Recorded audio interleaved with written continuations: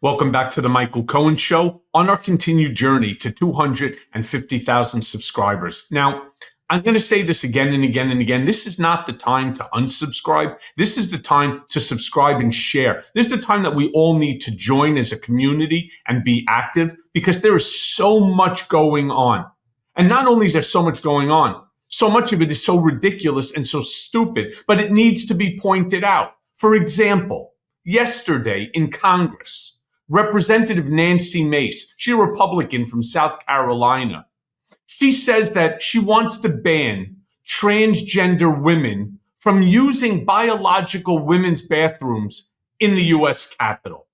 Now, I want to be clear that her opinion, it comes on as Representative-elect Sarah McBride is preparing to take office as the first transgender person elected to Congress. All right, I want to show you a clip of Nancy Mace being interviewed by Fox News on Capitol Hill for this extremely important issue and topic. Play the clip. And the rest of the press is so lost, they're covering the first transgender congressman or congresswoman. I guess they were born a man and now claim they're a woman. And this person wants to use the women's room on Capitol Hill. And ABC News decided to take sides. You can guess whose side they took. Here she goes. Here's Congresswoman Mace. Congresswoman Mace, can I ask you a question as you walk here? So the question is, with your piece of legislation about banning women from 100% using... yes. My question to you is... And it doesn't go far enough. I'll be filing more bills. I'm not going to allow biological men into women's private spaces. I will stand in the brink and stand in the way of anyone on the radical left who thinks that it's okay for a penis to be in a women's locker room or a bathroom or a changing room. Hell no. I am not going to stand for it. And the Speaker said it would be in the House rules package. If it's not, I'll be ready with a motion, a privileged motion to force a vote on this. This is not okay. I'm a survivor of rape. I'm a survivor of sexual abuse, and I'm not going to allow any man in any female private spaces. Now, Speaker, end of story. Yeah, there's so much to unpack there, and I'm sorry for what Nancy Mace had gone through in her private life. Nobody should ever go through that. But first and foremost, this representative-elect is transgender. On top of that, my understanding, because I've never actually been in a women's bathroom or all women's bathrooms, I thought that they all have stalls with locked doors. It's not like in a men's bathroom where you have urinals. Sometimes there's no divider between those urinals too. I've actually been to a hotel where it's a wall and you basically stand shoulder to shoulder next to the next guy as if this was like the military. I don't understand her point. And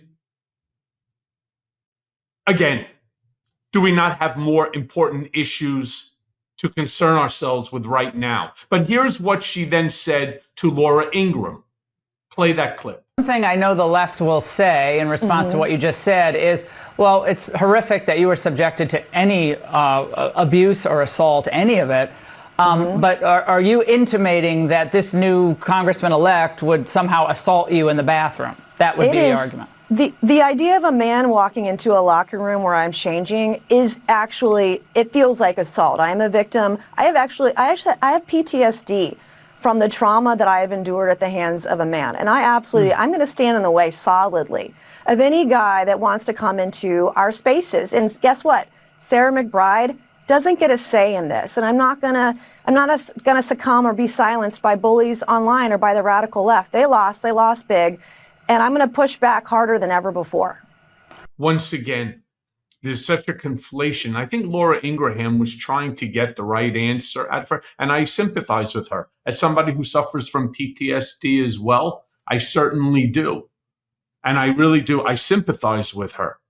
But I think that this bill that she's trying to pass is so absurd and such a waste of our time.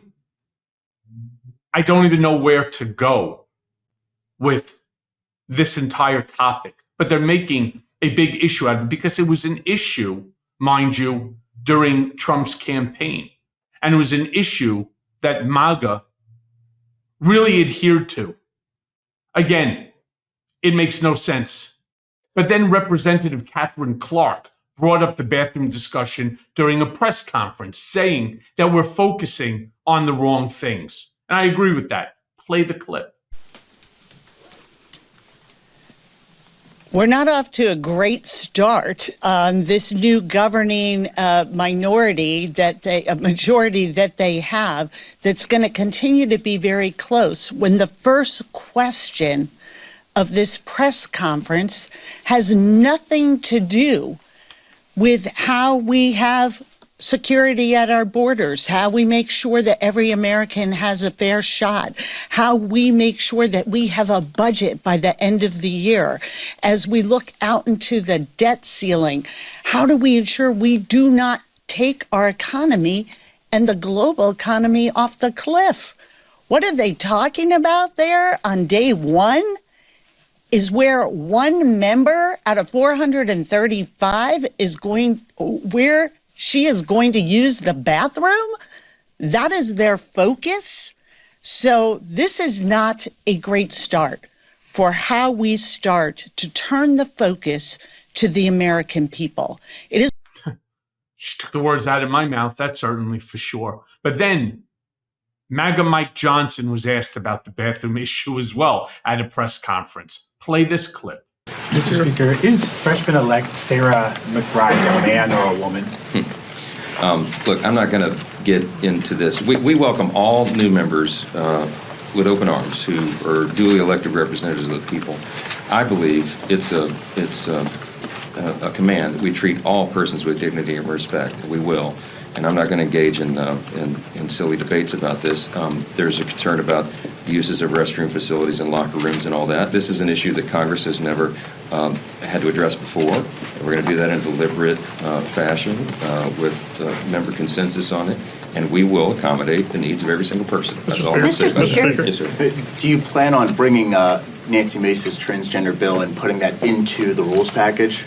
I'm not going to address the plans on any of that. I just told you what I'm going to say about the issue. I'm not going to engage in this. We don't look down upon anyone. We treat everybody with dignity and respect. That's a principle that I've pursued my whole life. And we will take care of this, issue of first impression for Congress, as we will any other thing. We'll provide appropriate accommodation for every member of Congress. Mr. Speaker. Yeah, that's actually a brilliant way to respond to it. It is a matter of first impression, and they will tackle it in a deliberate manner. But then here's the problem. Later, Mike Johnson changes his tune, and he says the following. Play this clip. Hello, everybody. I just want to make a statement for all of you here and be very clear.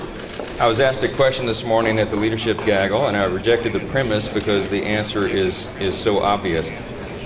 For anybody who doesn't know my well-established record on this issue, let me be unequivocally clear.